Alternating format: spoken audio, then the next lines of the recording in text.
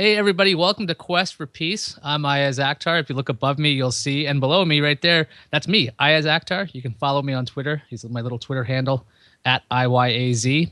I am not the singer. There's a singer but who has the same name or using it as a stage name. He is at Iyaz Live. I've talked to him a couple of times. He's a fun guy. I'm very happy with him. Apparently, his grandfather knows who I am because he used to watch Twit. And he goes, hey, Iyaz, to his grandson. He goes, hey, did you know there's a guy who's calling himself the same thing?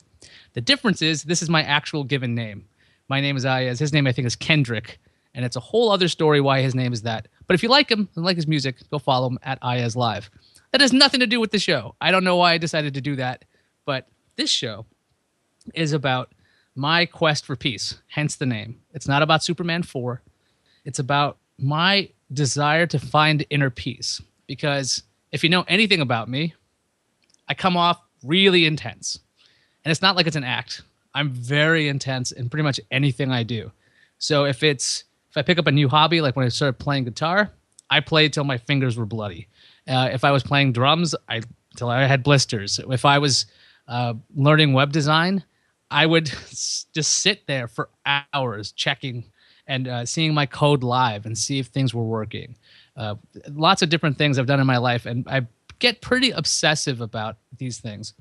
And what would happen is I would find a great deal of conflict within myself because I wasn't really happy with whatever was happening. I always want to improve on things, and balancing trying to improve constantly and becoming happy is very difficult for me, or it was, to the point where I started asking my friends, how do you be happy? Because, you guys are successful.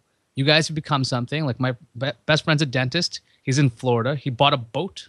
He's got a nice house. I'm like, well, how do you enjoy that? He goes, you just do it. And I'm really bad at that.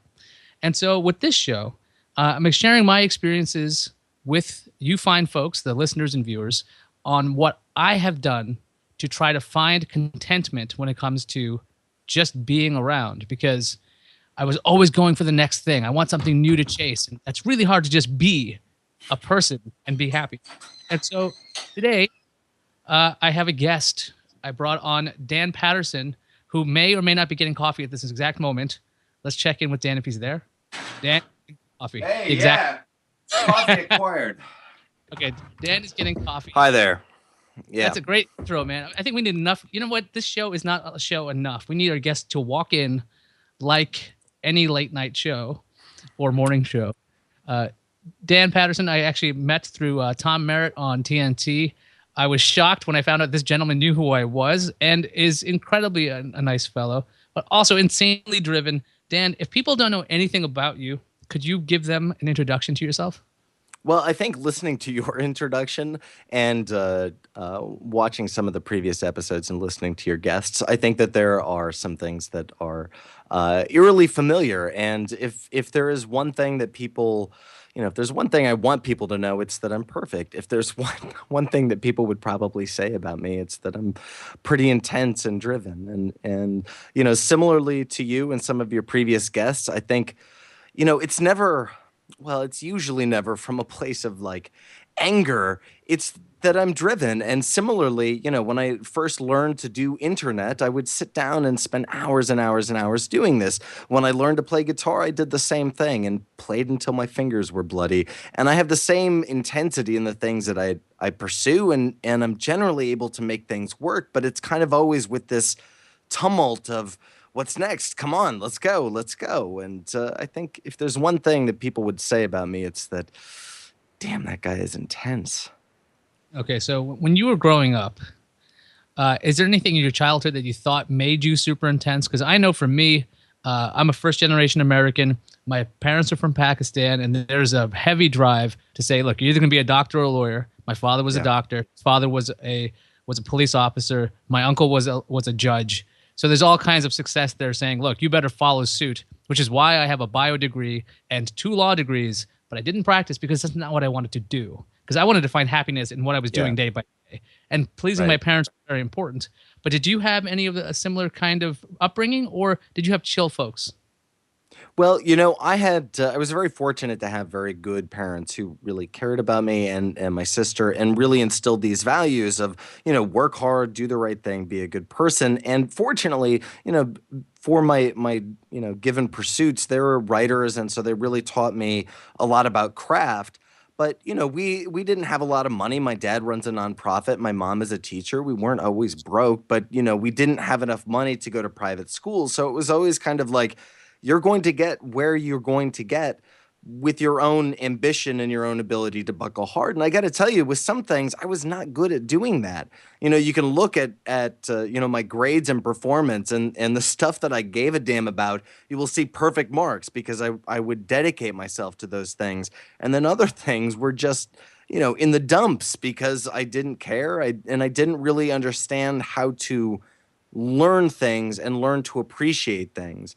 I think later in life, I was fortunate enough to have really good mentors. I had this guy in college. His name is Dave Diamond. He's still a close friend and mentor. And Diamond was on AM rock and roll radio in LA and San Francisco in the 50s, 60s, and 70s, back when rock and roll radio was like internet now. Like he toured with the Beatles. He wrote songs with the Doors and Janet. I mean, he was a rock star. And Diamond always instilled these things called Diamond's laws to live by. And they were just simple, you would say cliche or trite, or you could say deeply sincere mechanisms of success, little things that he would say for his own peace of mind. And he too was a very driven guy. You could tell that he was a very tumultuous guy. And he said, these things, look, man, my career came and went, but I always stayed afloat because I followed these simple things like be a good person, do the right thing, but don't take no shit from fools. And, having mentors like that has really helped me at least come to grips with some sense of self awareness about be positive, be glass half full, always strive for the best, but acknowledge when you fuck up and, don't be such a goddamn narcissist all the time. You talk about mentors, and I've been lucky enough to have several different mentors over the course of my school career, my professional career. That's something I didn't give a second thought to until you just mentioned it, because those people, the people that know you, not know you, but know your path already because they've already Yeah, done it. These right. people are super integral because they give you something you just don't have when you're young. And when I had Tim Stevens on, we kept going back to this idea of perspective. When you're young, at least you can correct me if I'm wrong with your own experience. When you're young, you've got no experience, no perspective, and everything's a big freaking deal. But these mentors can just say, hey, wait. This is how you can get through this. This is how we can handle this. Because I had this in law school. I had it in real life. This mentor you had helped you get through this. Did you think you gained perspective that way? Yeah, absolutely.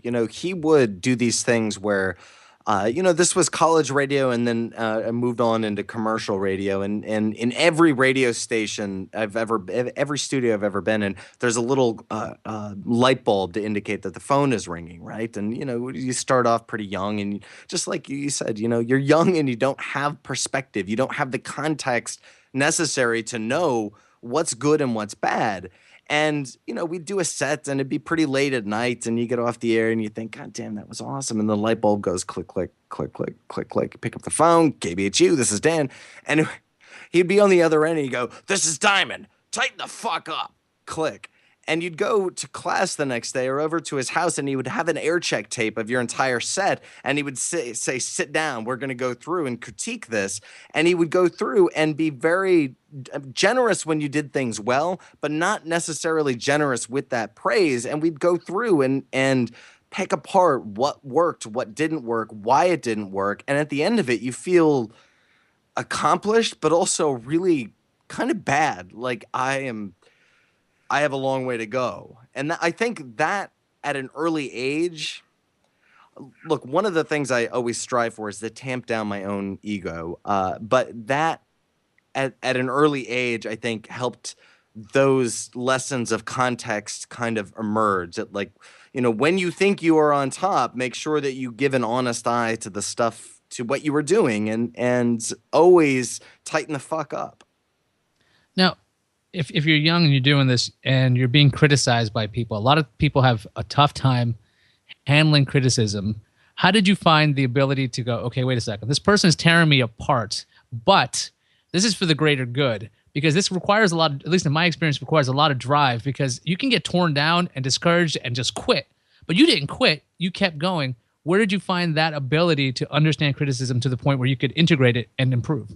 Yeah, that's a real good question, Iyaz. I don't know that I did. I mean, I'd love to be able to say I had the foresight to understand criticism and take it appropriately, but I think that every part of me was probably kicking and screaming, and a lot of the foresight is actually hindsight. It's applied over, the last decade and a half of looking back and going, okay, maybe I learned something here, and maybe I didn't learn something here.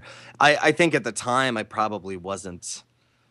I was cognizant that I was learning lessons, yeah, but I don't think I was cognizant of all the nuance and the gray area in those lessons that would come to serve me down the line, to great effect, hopefully. Yeah, I had professors that would tear apart my writing, and I never Yeah, took that personal because it's clear that we have a particular kind of relationship. But my well, that's gonna be ex-wife used to be on law review, and she would tear apart my works. Now this is a complicated relationship right there. So what yeah, would happen is I would go, okay, this seems like you're just tearing apart my work, and she's like, no, it's nothing personal. She goes, this is about editing. This is yeah, about getting better grades. This is about proving a point. You want to make your point. This is what you need to do. And for some reason, that was a light bulb to me that say, it's nothing personal. If it was yeah, personal, you can make it personal. There's always this weird feeling of I'm being attacked, I'm being criticized right. unjustly, but it's not about that. And I think that stops a lot of people from finding happiness because they're like, nah, you know what? I'm just going to stick to what I'm doing. That doesn't really work. That doesn't help you improve. And I know we're kind of circling around being happy. Now let's talk about being happy because Dan, you've had a lot of jobs. You've been all over. What drove you to consistently switch positions in your career? Because the thing is, a lot of people stay in their jobs because they want stability. They want, steady paycheck, steady insurance, steady everything. And they might be sacrificing day to day happiness. What what pushed you to move from position to position over the years? Well, I think I have two answers for that. The first answer is an old cliche that I used to hear in the radio industry all the time that I'm sure applies to the media industry, which is that if you haven't been fired in the radio industry, you don't work in the radio industry. So, um, there are, and I use fired hyperbolically, obviously. I mean, so the second answer to that is that I have constantly, and this is where, tumult and the search for peace, the theme of this show is really applicable in that I have constantly been driven to not acquire more things. In fact, I want fewer and fewer things, but to acquire more in terms of my own career, if not gauged next to other people, gauged next to the things that satisfy me in what I am doing, how I'm spending my time. I'm just never content to sit still. I'm sure that if I was 12 right now, they would give me some, fantastic neuro enhancers. But, I've never been content. And I started in Iowa and then I went to the beautiful Black Hills of South Dakota, but that's a weird place to get your start. And I started on radio there. And I was fortunate enough to get an internship at Capitol Records, which kind of validated some of the things that I was doing. And, over time that led to podcasting, but we were podcasting in South Dakota. No one really gave a damn. And I think because of that, feeling like not entitled, but we're in South Dakota. Don't marginalize us because we're a bunch of rednecks in the mountains. We are a bunch of rednecks in the mountains, but god damn it, we can podcast with the best of them. I think that there's been a sense of underdog entitlement to what I do. I like a fuck you-ness to, hey, I can do that too, whether I can or can't. Now, in terms of being fired, I do say that hyperbolically, but I left the confines of ABC News. I was at the Walt Disney Company for many years, and I took a buyout to leave there in the fall of 2011 because there was this very real decision that was produced, an existential environment kind of produced a very real question that I had to answer for myself. And that was, do I want to sit in a chair And do I want to be a middle? I was a manager there, and I wasn't the highest manager, but I wasn't the lowest manager. And do I want to sit here in a cube and continue to make cube stuff, or do I take a risk and jump out and do my own thing? And if I was at the period of my life and career where I was really questioning, okay, so can I do my own thing? And that thing was I created a podcasting network and I made a couple bucks, but it was ultimately unsuccessful. Every bit worth the risk because I learned so much in that year and a half, 2 years. Had I not done that, I would still be in a cube making cube things. So I think that risk, you'll get fired, you'll have bad things happen if you take risks, but those things are worth acquiring, those experiences are worth acquiring. And I think that without risk comes, at least for me, comes complacency, and I wither and I sit here and I go, god damn it, I'm gonna go get a bagel. It seems like if you don't take those risks, you don't give yourself the ability to find out what would happen, and it creates a bitterness. I think with a lot of people, there could be a sense of entitlement, like I could do that if I wanted to. I just don't want to. But there's something about, I think, people like us that we're constantly going, you know what? Why not me? That was something I realized years ago when I would see. I was like, was it 2006? I heard this podcasting network called Twit. I'm like, hey, that's pretty neat. I want to do that. I work there. I go, why not me? So I set up stuff that eventually led to that, which was absurd because it shouldn't have happened as quickly as it did, but it did. But it was insane that it does happen. I think that attitude. Go ahead. I'm sorry to interrupt you, but you intentionally set up a structure to go work at Twit. I wouldn't say it was intentional. It was a complete and utter, like, okay, I had a goal. All right. So I can explain this. I had this in 2006. I was studying for the bar exam for the New York State.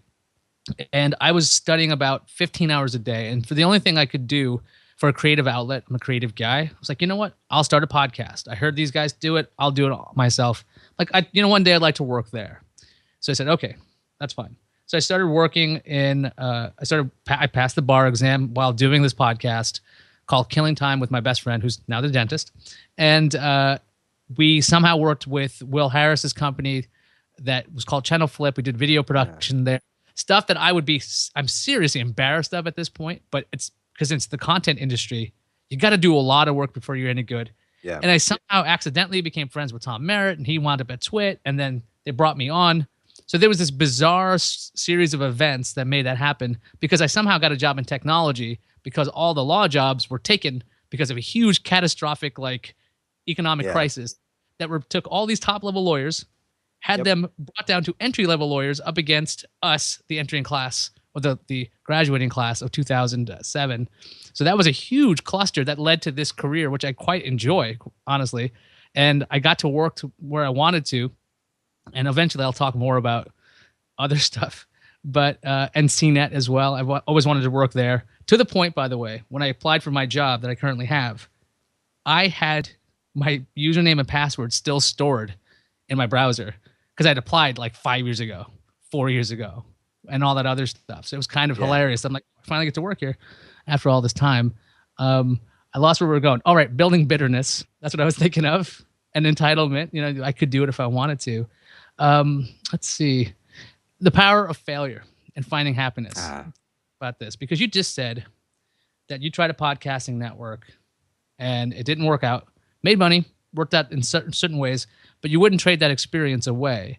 And I've done something similar. I was working with a friend, Randall, in a startup, and it failed within about 6 or 7 months. Decent views, high quality content, very proud of what we did. Yeah. But if I didn't have that experience, I would never know if I had the chops to do what I wanted to do. What would you tell people, or what do you tell yourself that says, okay, you know what, this failure, it's going to be worth it, or this endeavor, this risk I'm willing to take? Because a lot of people don't like living with the uncertainty of risk because, well, stuff could happen. Bad stuff could happen. And sometimes bad stuff does happen, but that stuff, it's like Calvin and Hobbes, Calvin's dad, right?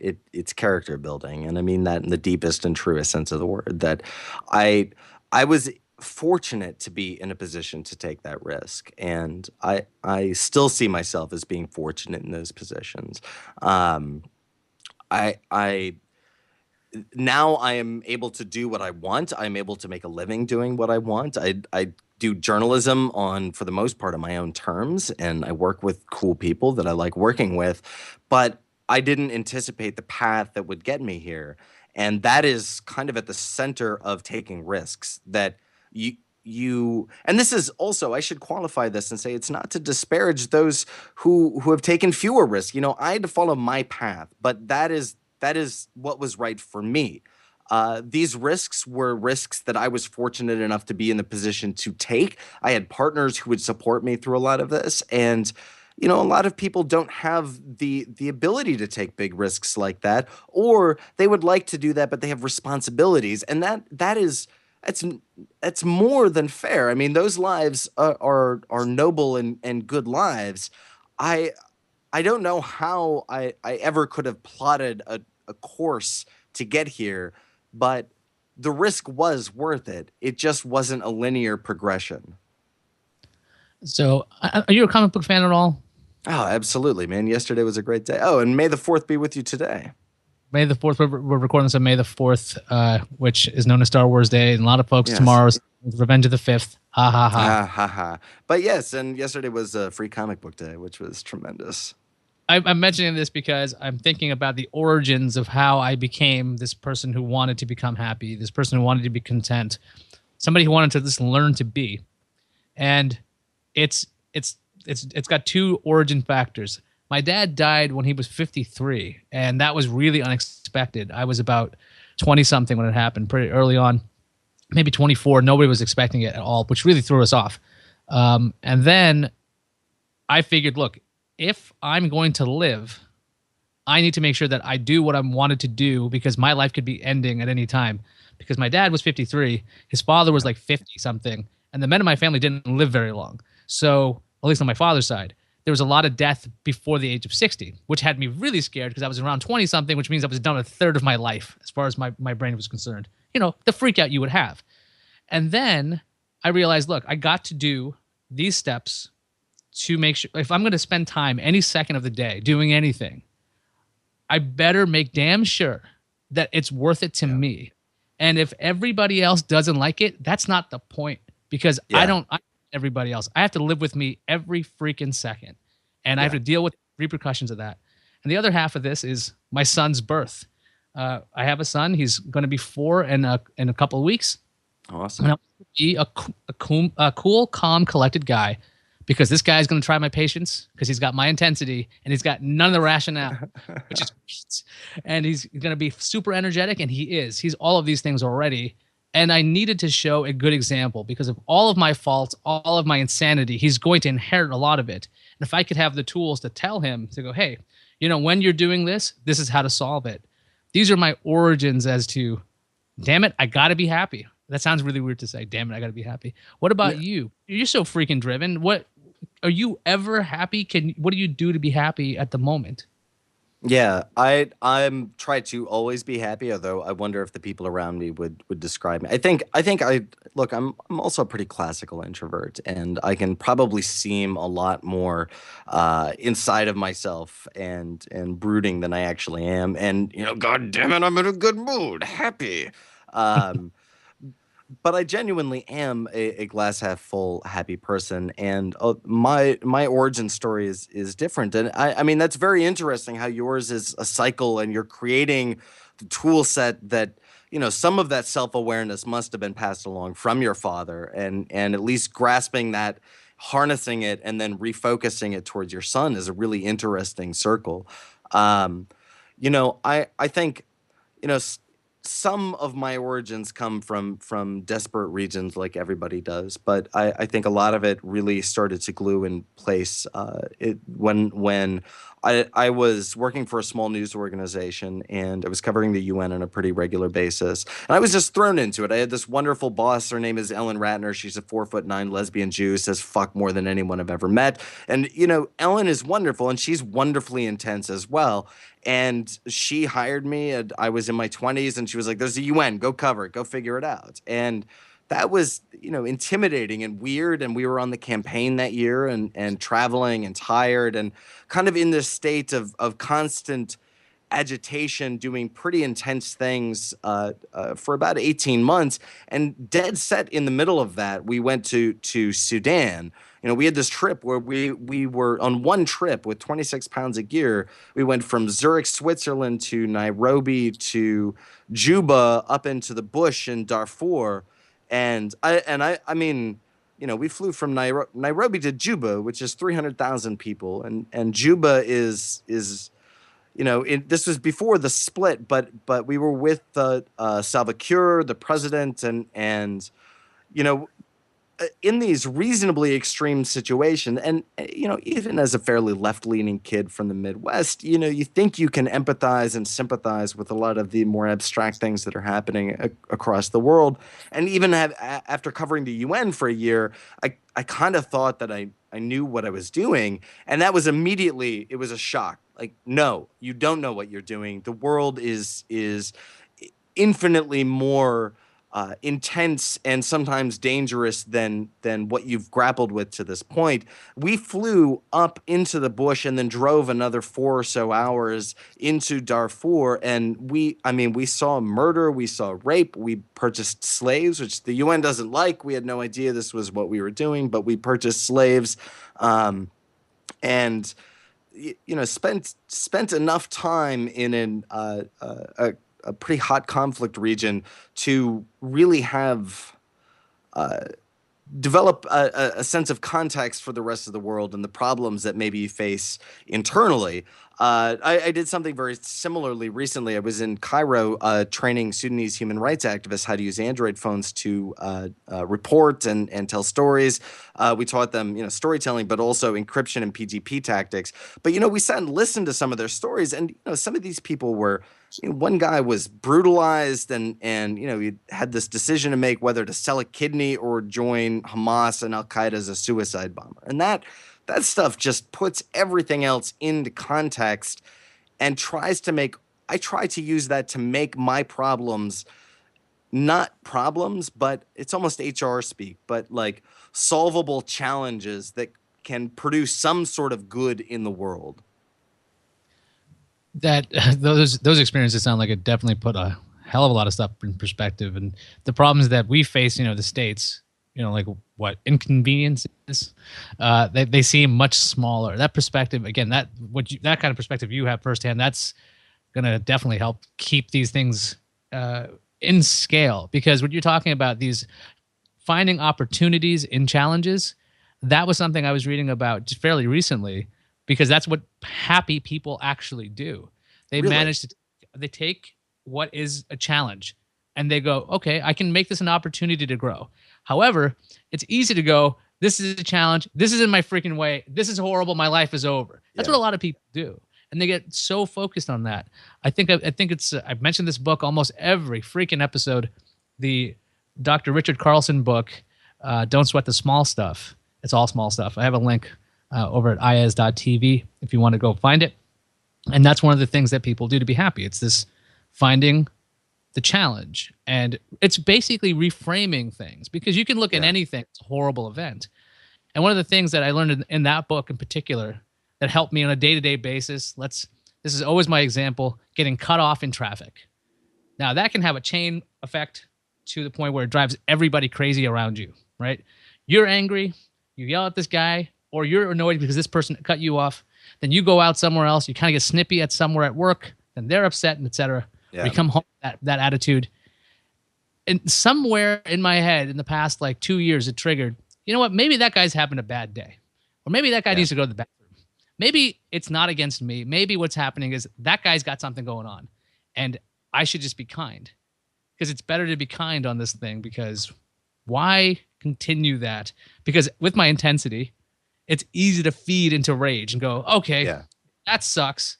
This is horrible. Let me start shouting at whoever the hell's around me, because that's just, it's a bad idea. Yeah. So do you, That's Oh, I'm sorry. Go ahead. no, I would love to hear your thoughts on this ridiculous example.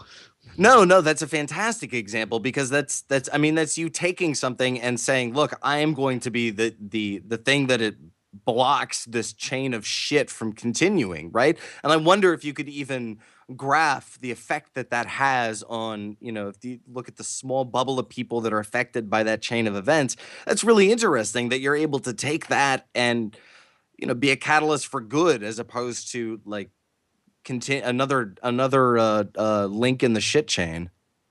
Yeah, the other idea is I mentioned this with Scott Johnson. We were talking about the chaos voice. That was his nickname for this voice in his head Yeah. that's freaking out, going, "This stuff's gonna go wrong. You're not planning this out properly." And I mentioned on that show, and I'm gonna say it again. I've had conversations with myself in the car where that chaos voice comes out of my mouth, and I get to hear it out loud, and it's just so jarring to be yelled at that way. And I'm like, wait a second. The only person who should be nice to you or has to be nice to you is you. So I started learning to calm myself down just by hearing this back, because I came from a culture of yelling. My folks would fight. I'm pretty open on this show, so if you're going to be shocked by anything, this would be the show for that. My folks would fight, scream, throw stuff. That was more my mom. And mom, if you're watching, sorry, it did happen. My dad was quiet, but when he would get pissed and he'd get angry and he'd yell, shit was going down, because he wouldn't yell for a while, but then he would it'd be like a tea kettle. And he was ready to go. And it was just a mess. Stuff was broken. At one point, something was like set on fire at the house. And I'm like, okay, not exactly the best way for somebody like me to figure out how to be happy on a day-to-day basis, right? You seem, so far I have yet to run into somebody who's had the bizarre childhood I've had. But it's in all of this crap in my whole life that I am trying to not do the same thing I grew up with, which is a really weird thing to do, because I got siblings and some of them follow patterns, and I try to avoid this chain, this continuum of this. I don't know where to go from there. I just told a lot of big stuff there. So if mom, again, if you're watching, Mother J's coming up. Sorry about that story. I know she watches. So. Did you have some sort of the comic book example is wonderful because there's always, these things stand out like big beacons, but was there like a moral compass or something that became a center or added clarity, cut through the noise? Pick your metaphor. Well, you mean like, why did I decide that I'm not going to continue it? Or like, yeah, how did you see through that noise? Or did you at the time? When I was young, I just disliked it so much that I picked me from I did read a lot of comic books, and that did give me somewhat of a moral center. I was sent to Catholic school, which taught me a lot about religion. It was cheaper than a private school, so I had some idea of right and wrong because they would teach it all the time. And dogma. I'm not a big fan of dogma. I like to think things out. I like to understand what I'm believing, not just be believing stuff I don't understand. And I guess where I found a center was just realizing that, I guess, in, like my heroes in books, right? They would make a difference in their life, and I would see what was happening, and I'm like, okay, I don't have an exact point, but I know when I've seen enough of it where I was. Actually, I know. Wait a minute. Much later on, where I figured out, I saw my mom was arguing with me recently in the past couple of years, and she was arguing with me just like I argued when I was mad, and I heard it back, and I was like, God damn it. If that's what I sound like when I'm upset, no wonder people sometimes are miserable around me, because what I am doing is I'm doing the thing I hate. So that was another thing. So I'd basically hold up a mirror, hold myself accountable, because that was something I had to do. I did that several times over the course of my life, but for the most part, I just grew up in something I didn't really care for, and I just look, I can't have this. I can't push my kid to be a lawyer or doctor because I didn't like that pressure. I mean, I could have done well. I liked playing guitar. I liked art. I liked doing video, obviously. Lots of creative endeavors that not necessarily have careers, so to speak, or respected careers in the third world. But out here, it's a real living. So I don't really know where I have that center from. I'm going to blame the comic books for this, just from. Yeah, that's great. Right. That's weird. Okay, so let's talk about Commutes. What do you say? Yeah. We were shooting the shit about Commutes before. I'm moving to New York. You've been all over the world. How close are you? I'm sorry? How close are you to work? Well, now I'm as close as I want to be. So I write now, which is a great living. However, I've been working in Soho, and I live in Brooklyn Heights. So if you know New York City, that's a 20, 30-minute commute. And it's just enough. I mean, everybody in New York City has a commute and we all have subway face. You know, you just have this like 3-second looks at people. Just Um, not direct eye yeah, contact. what? Or sometimes that guy gets on the train with the backpack. You're like, dude, you see everybody has a shoulder bag. Everybody, like, what do you twice the profile of everybody else? Like, what the fuck? You're fucking up my whole day. And then you realize exactly what you're just saying. That like, why? Why did I spend the last 8 minutes of this 12-minute commute like pissed off at the dude with the backpack? I really could have been reading comic books on my phone, and instead I was going off on this tangent in my head about this asshole with the backpack. My God. Currently, I have an hour and a half bus commute to San Francisco. I've been on this Ouch, on the bus enough 101, man. times. I've been on this bus enough times. I know where not to sit because there's a rattly window. I know the number of the bus. So this is the 1536, or this is 949, or whatever actual bus it is. Not the route, but the bus, because they each have their own quirks. So I've learned all of them as far as I can tell. I know where to sit so I can avoid all these irritations. I have 3 pairs of headphones on me at all times, 2 devices in case something dies. Yeah. Right. So I'm always ready to handle the inevitable irritation of the bus because, like you're saying, it's not worth it to get that irritated about it. And you guys, everyone knows at this point that I'm moving to New York. I'm trying to cut my commute down to under 22 minutes door to door, which would be freaking fantastic. Because I realized something about commutes, and there have been studies on this. The longer your commute, the more damage it has on your your family life. It messes up marriages. I'm not making this up. And it just causes a lot of stress because this idea of, okay, I have a great place and it's got like a yard and I've got a big house and I've got a driveway to barbecue. If you're never there to enjoy it, what the hell is the point of it? That's what I started realizing. I had a place in upstate New York. I was traveling an hour on the train, or at least an hour and a half or so. And I'm like, what is the point of this? Why are we doing this? This is disturbing. I'm losing 3 hours per day. Why are you losing 3 hours per day? So I can go park in a parking lot, take a train, come back and forth. It made no damn sense to me. You get to travel. You used to anyway. And you don't commute anymore, huh? Does that make you happy? It does for right now, yeah. I mean, the travel, particularly going to the developing world, is something that, there's this other space that happens when you travel, and all of a sudden your time becomes yours, and you kind of live just like you were describing about the bus and the commute. I can absolutely relate to that with when you are in a developing world, you have the stuff that is on you, on your person, and you just kind of have to be ready for it. You're gonna stand in line. It's gonna smell like cigarettes. You're not gonna eat anything that don't drink the water, and you just have to let the everything roll because when the big stuff happens, that's stuff that you have to pay attention to. And that creates another like a sense of peace in my brain about like, okay, what what are the things that matter? I have the things that matter with me. I have the people that I want one click away. Okay, everything's okay. It's great.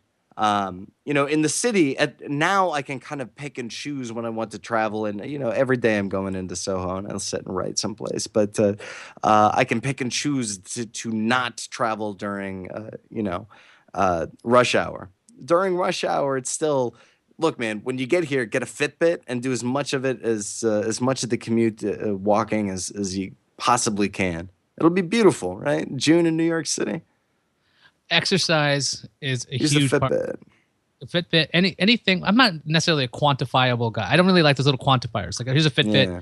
I find is I will learn that I spent $100 on a device that I'm paying attention to that will eventually die because I didn't charge the battery. I will then blame Right. myself for that and then go, what was the point of this endeavor when I could have just been walking anyway? Right. I suck at metrics when it comes to exercise, apart from lifting weights and maybe just tracking days. I'm just really bad at this. Like, let me see how many steps I did today. Yeah. Because quantifying that to me, it's like it's never as good as like jeans feeling looser or shirts fitting Sure. better to me. I'm just, as much as these numbers, I know people love it nowadays. To me, for some reason, that has never really made me happy. It's not about having like, look, here's market improvement. I've stepped, 2,000 more steps today. Like big whoop. Like, Well, do I feel Go ahead. You know what has worked for me with the Fitbit is okay, right. I don't really give a damn about making a spreadsheet and going, "Wait, see, I lost more weight last month than the month before." But what I do care about is A, getting exercise, B, seeing pretty things, and was that B or C? I don't remember. But and C, being active and aware and engaged in ways that I may not have been prior. And what the Fitbit has let me do is say, okay, you know what, in my regular routine, I walk 2.2 miles going here and there, and I'm walking on the blocks that I generally go on. But look, here, this is East Broadway, and I never walk down East Broadway. And what the hell's going on down there? It's some crazy stuff with fish. Oh, I should definitely take that route. It's another mile and a half, big deal. Like at the time, okay, I see something cool. I get a little more exercise, and I have an experience that I can then say, and feel like, okay, now I've done a little more than my typical routine. And at least and it may be a very personal thing because I am a creature that is driven by routine. I love and am comforted by my routine. So I've used this to kind of break that a little bit in ways that I can at least feel as though I'm getting some exercise at the same time. Routine. I'm also a fan of routine, but you mentioned new experiences. You're going to try out new things, and that was something else I've really glommed onto to be happy is finding new experiences. Because something I found out about myself fairly recently, I think in the past 2 years, was one of the things that makes me the most happy. This is going to sound weird, is being nervous. And again, not to brag too much, but I've succeeded at a lot of things. So not a lot of things make me tremendously nervous unless I'm trying something brand new. And I keep looking for new things to do. And yes, I will fail and I will suck at something and I will not be good at it. And there's something about that to me that's comforting. I don't know what the hell that is. I don't know why that happened, but I remember when it happened, I was asked to host Windows Weekly. Eileen Rivera is a producer. She goes, good luck with that. And I felt nervous because I hadn't done that before. And I realized after like kind of days of kind of going through work, this is good. I guess this is enjoyable. And this is fun. But doing something new, which was scary, I guess the adrenaline rush got to me. I really enjoyed that. That's when I started taking up indoor rock climbing and a whole bunch of other crazy things. I think a couple of years ago, I did skydiving.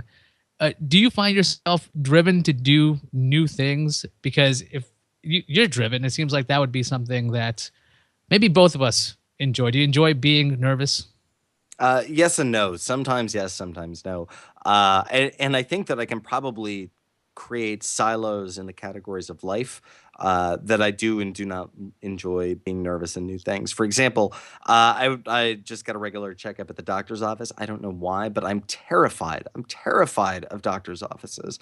I don't like violence of any sort, and that makes me feel nervous, and I will go to great lengths to avoid seeing violence. It's weird. At the same time, travel, move across the country, no problem. Go to a place with AK-47s, no problem. That's insane. One of the things that I find. So I'll give you another example. And this is, speaking of nerves that are good. This is something I have to write about Microsoft this week. I've never written about Microsoft. I'm terrified. Right. Hey, you're the guy to talk to. Right. Hey, Iyaz. Let's have a post-show conversation. I mean, Google, Apple, fine. I have to write about Microsoft, and I'm weirdly nervous about this. I don't know how to do it. And the way that I deal with that kind of nerves is finding analogs of stuff that I am comfortable with. So in this case, like find something that is well written in the categories that I care about and that I know about. Translate that into something that makes sense for Microsoft users, pay particular need to what those people care about, and then translate it. But I mean, I'm weirdly terrified of this. I think you'll overcome it. And seeking out help. That's another thing. One of the things about being happy is one, acknowledging either you're not, and then seeking out sources. And like you're talking about a particular example of not being happy, but a work-related thing of just trying to solve something. Are you a self-help kind of guy? Do you read books? Do you meditate? What do you do that would be, hey, you're totally inner peace guy? I do read books, and in fact, that's always, my teens and 20s working at bookstores was the place to get jobs. I don't meditate, although I've had more than one girlfriend suggest that perhaps that would be a healthy pursuit. I think maybe I'm a little scared of that, and I think my ego is also a little scared of that. I probably don't want to admit that some inner peace would be good, and I'm sure that I'm also kind of frightened off by the cliche stuff. Um, I should probably read more books about self-awareness, although I feel like that would encourage some narcissistic tendencies. And so instead, I read books about policy and politics, Intriguing, history. because when it comes to when it comes to narcissism and self-awareness, they're like they're effectively the opposite at times. Interesting. If you guys don't know, Dan, you probably don't know this. I'm going through therapy because I'm like, I had some seriously fucked up things in my head, needed to fix it. So they were talking about how potentially I had narcissistic tendencies. I didn't have narcissistic personality disorder because I was willing to change. People who have narcissistic personality disorder just say everything is everybody else's fault.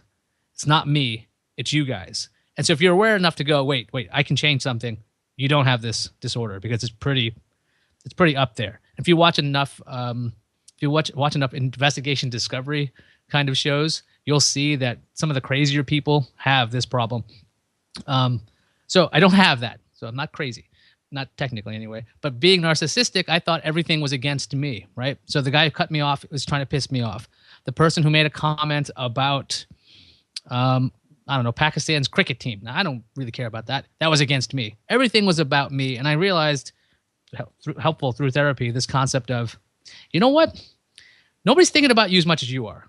That's the first Yeah. thing. I'm more self-aware and to go, wait a second. That stuff's all outside of me.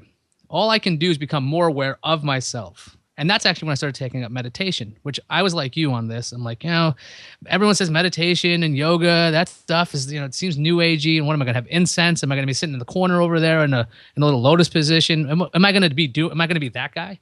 I'm like, this sounds really dumb. So what I did was I looked it up, I did some reading about it. And I started noticing a pattern in the books I was reading. And there was a lot of calls to Buddhism and talking about mindfulness and just being where you are and being aware of these things. So like right now, you could do a mindfulness exercise. Everybody listening, including Dan, just feel the weight of your hands. Like let's put them on the table, feel the weight of them.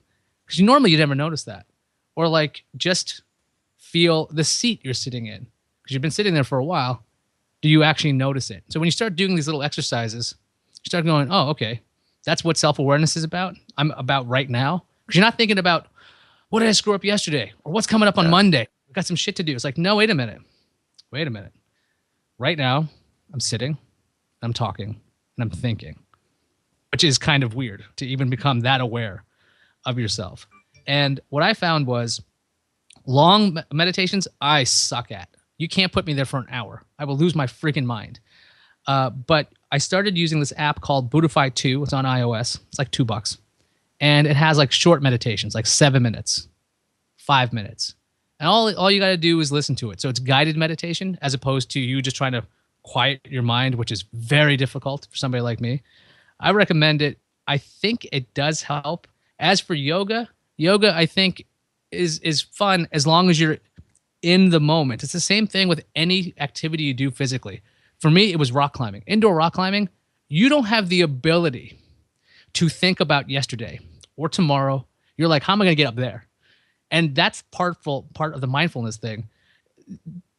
Have I changed your mind? What do you think of this idea of focusing 100% to something where you don't have the ability to think about other stuff? You wouldn't think of that as meditation, but it really is. Yeah, I think that there's great value in several of the things that you said there. The first being exactly that, mindful of the moment. And perhaps that is why driven people are compelled to do things like you said, play guitar until your fingers bleed, code until you can't do anything else, because you are in that space of the sweet spot of creation and mindfulness. And although you're maybe not aware of your body, what that does is forces you to be in the moment. I can tell you, I was talking with Jack Rice, a buddy that I sometimes go and do crazy things with. And, Jack was in the CIA and he's done a ton of pretty intense things. And there are similarities with the guys that he works with. And that is, it demands intense and complete focus on what you are doing, and it's sustained and it's ongoing. And I'm sure that there's an addictive quality to that because it forces you to come out of all of the other things that create noise and static and focus on one thing. So yeah, you kind of did change. I mean, you made a very compelling argument for doing small exercises. Everyone has 5 minutes or 7 minutes in the day.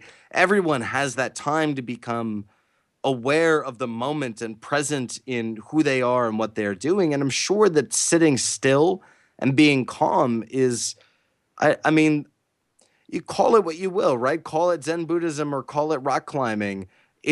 There is good in that small, quiet peace of mind, right? What is that app called again? I'll get it now. Two. Let me see if I can find. I can't spell it, but I know we've reviewed it. Buddhify 2. And it's Buddhify 2. It's on the App Store. I'll throw a link in the chat room. We're doing the show live at gfqnetwork.com. So if you are here on a Sunday, we do the show on a Sunday at 2 o'clock Pacific time at gfqlive.tv. Putting a link in the chat room if they want to get this app. It's $2. It runs on iOS. I find it very useful. I've used it a bunch of times on the bus because just listening to it if I'm stressed or if I want to try to focus my mind, because there's a lot of stuff going on, right? I have an hour before I get there, and I don't want to necessarily take on the day while I'm sitting on the bus because I can't do anything.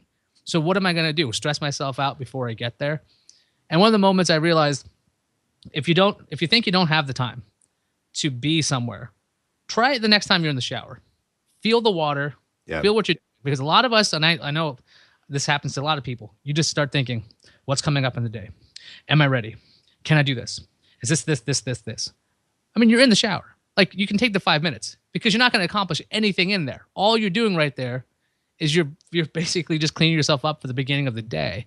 Metaphorically, what a great time, right? You are present of your body, right? You are cleaning your body. Yeah. Like washing your feet, right? Exactly. So you're totally into it. Feel the water. I mean, this sounds. I really feel like I'm sounding new agey, but the real thing is there's something to that. It might, maybe that's not the trigger for you guys, but that kind of thing where I basically told myself, look, if you're willing to exercise your body, what makes your brain any different?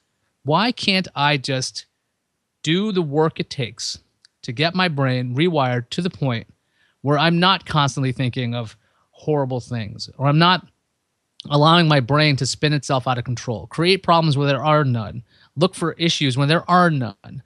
Because sometimes that was something I would do. I wonder if you run into this, where let's say you've written something and you've set it to publish, and then the first thing you think of is like, oh my God, it's terrible. There are 50 things I've done wrong, but it's already out there. Do you have that voice in your head telling you, okay, you screwed up, but at the end of the day, nothing bad has actually happened? Well, a few minutes ago, you talked about your early video production work, and man, I have that same feeling about almost everything else I've ever recorded and published and distributed, and I absolutely know that feeling where it's out the door and you want to take the eraser to it and fix, and you just can't.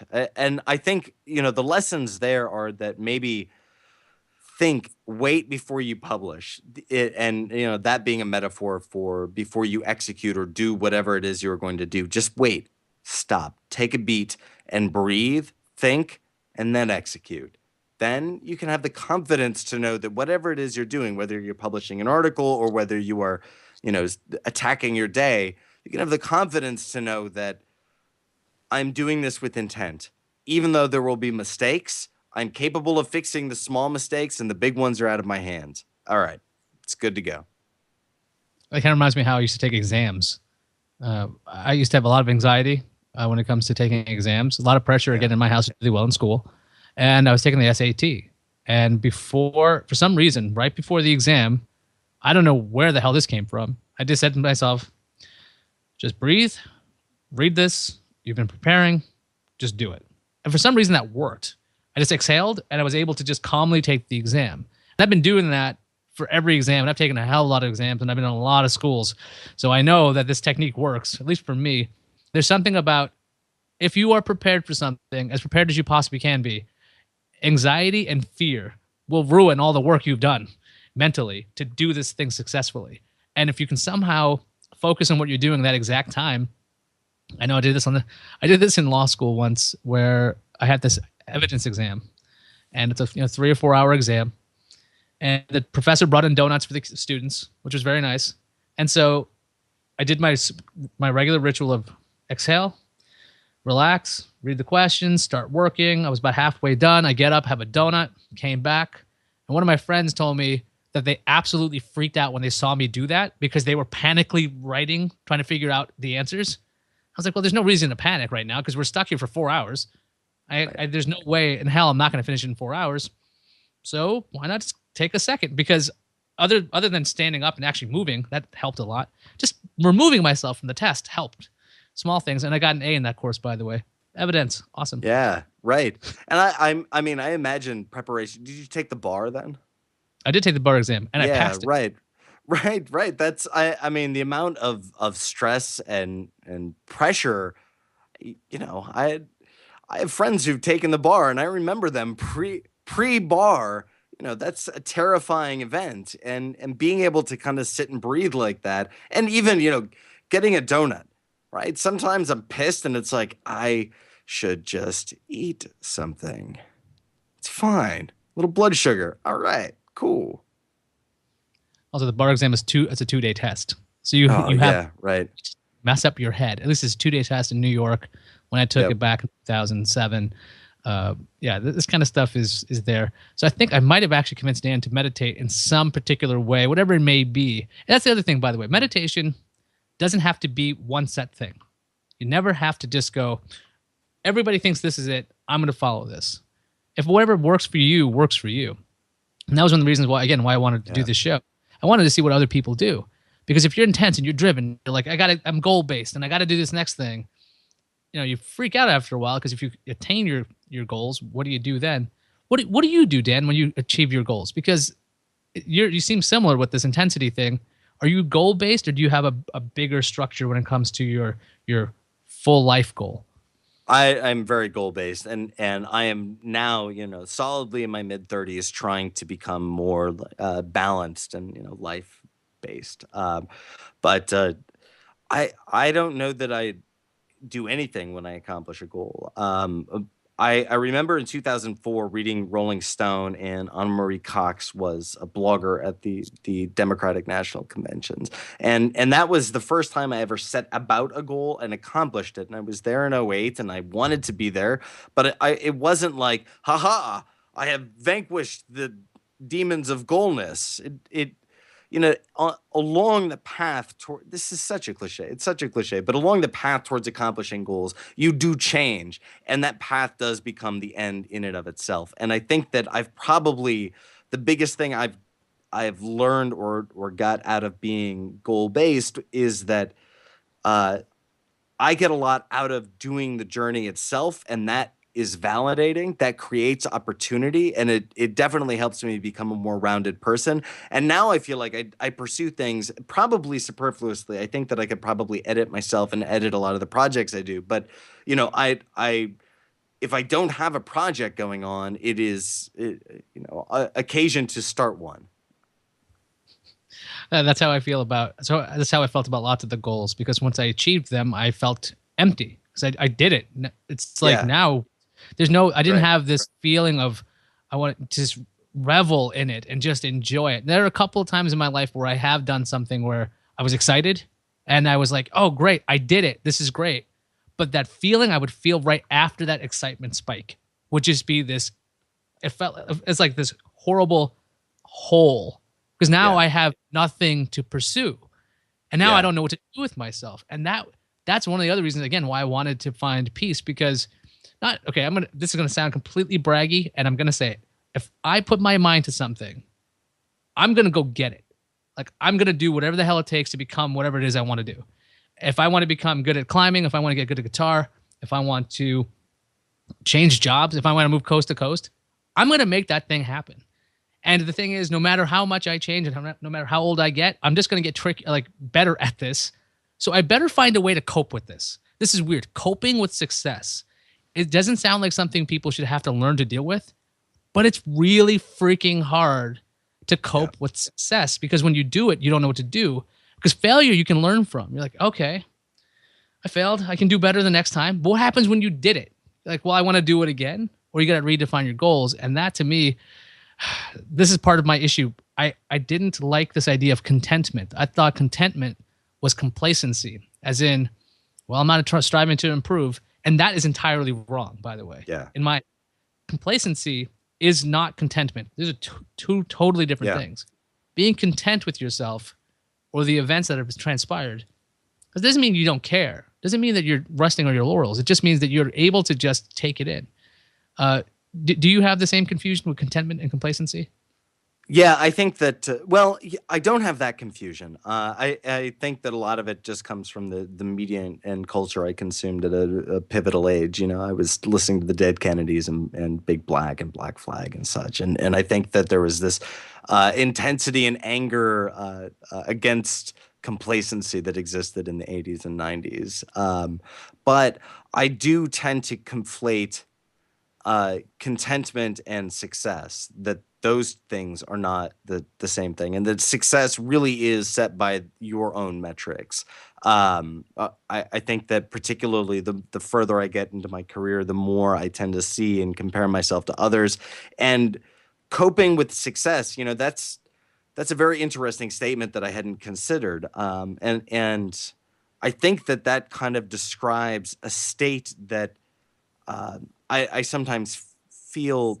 Look, I'm not the most successful person in the entire world, but I'm not unsuccessful either. And I've accomplished a lot of things based on being ambitious, but also meticulous and hardworking and passionate. And I think those things all combine into whatever weirdness that I have done.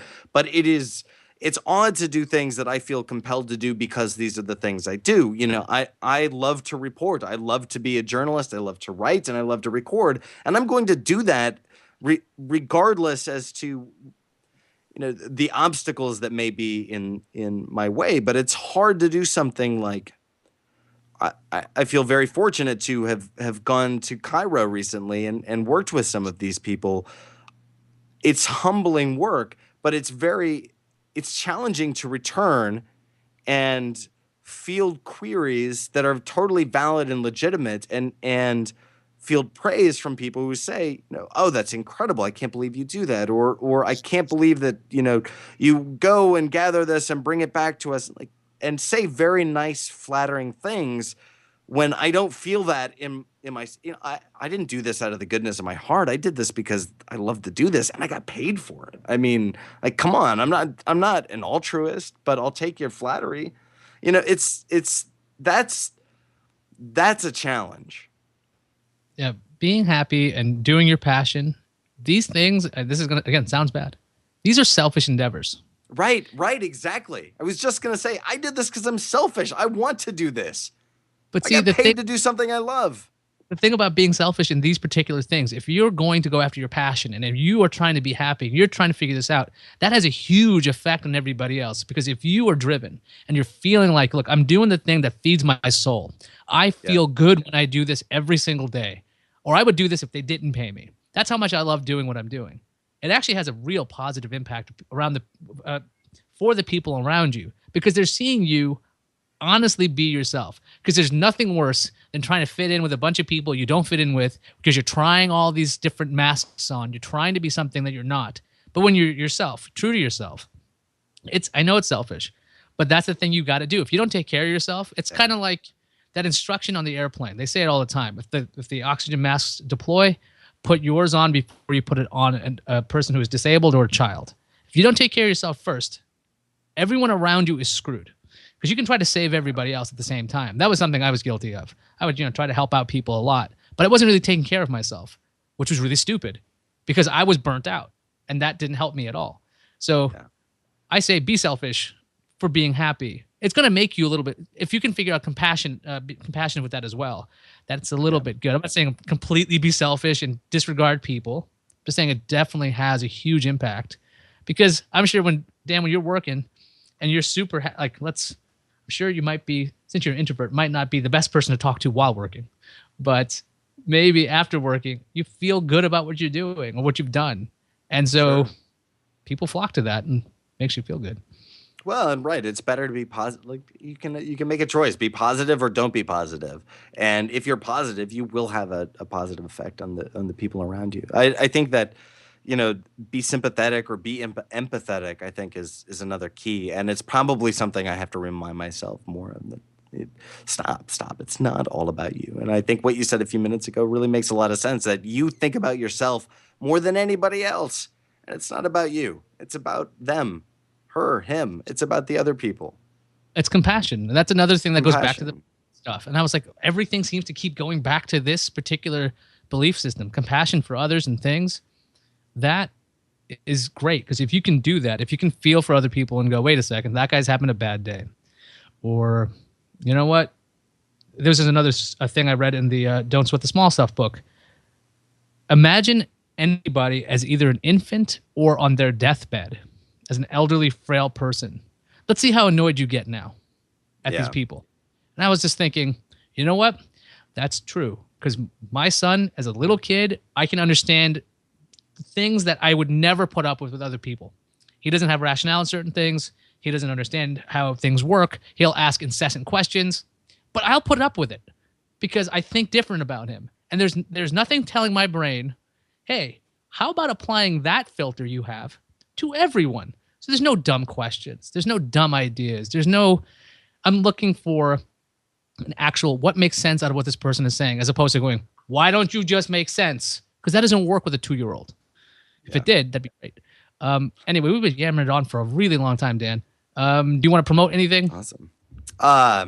No, that's cool. I have a website. There's stuff on the website. I have some stuff coming up. I just turned down a reality TV show gig.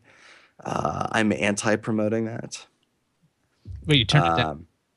Yeah. But professionally limiting, I think. All right, so that's Dan Patterson, danpatterson.com. It's not hard to spell, so I think you'll figure it out. We'll have links at gfqnetwork.com to Dan's work and where you can find him. Don't really have an ending for this show. I never really have a good ending for this. How do you feel, Dan? Are you happy? I'm happy. Assalam. How about that? Looking for peace still over here. Anyway, so you guys, if you have your own tales of what you've done to be happy, if you're trying to figure out stuff, if anything we've said has helped you, offended you, or anything, let me know. I'm still trying to figure this out. I'm not close to inner peace. I'm better than I was before, but I'm not exactly the most content, happy man second to second, and I'm still working on that. It takes a long time to fix that kind of stuff, guys, is what I'm saying. So if you're running into these issues, I hope you could relate to some of these stories. I hope you could gain something from this show, because it's, when we talk about this journey concept, it is a journey. And if you're not paying attention to what's going on at the time, take a moment, try to reflect as to what's happened, where you want to be, and how to get there. Because the only person who's got to deal with you, and I said this before, the only person who has to deal with you second by second is you. And that's a heavy burden if you're unhappy. And trust me, I've been through it. So go out there, try to figure out what works for you. Let me know if stuff works. If it doesn't, you can always tweet me. That's the best way to get to me. I know that seems limiting. If you tweet at Iyaz and you want to talk about something very long, I'll give you my email address there. Actually, I'll give it out right now. It's not a big deal. It's public. IyazAkhtar@gmail.com. If you don't know how to spell it, check the video. It's up there. It's a fun name to have. So good luck, everybody, on being happy. Thanks to Dan Patterson for being on. This has been very, very, I wouldn't say enlightening. That's not the word. Educational. That's the word I wanted to use. Thanks, Dan. Thank you.